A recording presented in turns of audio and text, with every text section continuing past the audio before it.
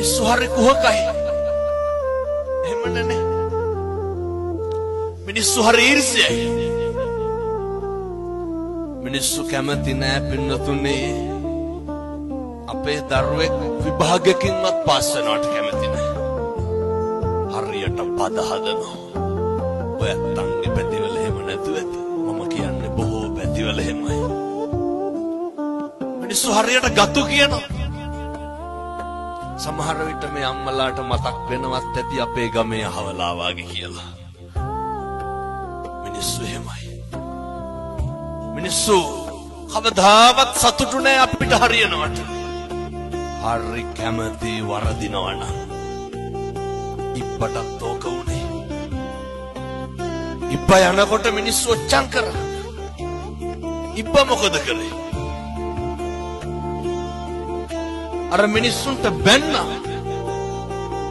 බනිනකොට ඉබ්බ වැටිලා මැරුණා. අපි මොකද කරන්නේ? කියමු බලන්න.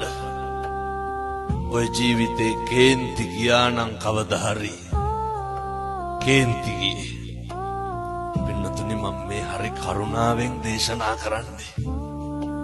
එක වචනයක්වත් අහක නම් දාන්න එපා. එක වචනයක්වත් අපත යවන්න එපා. මේ පින්නතුන් ජීවිතේ කේන්ති ගත්තා නම් කේන්ති ගත්තේ කවුරු හින්දාද?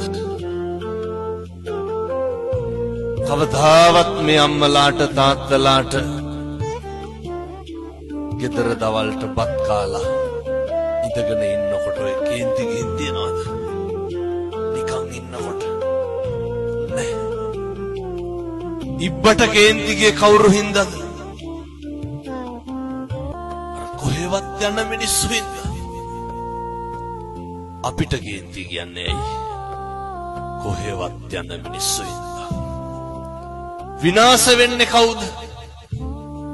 අපි. මතක තියාගන්න ඕනේ.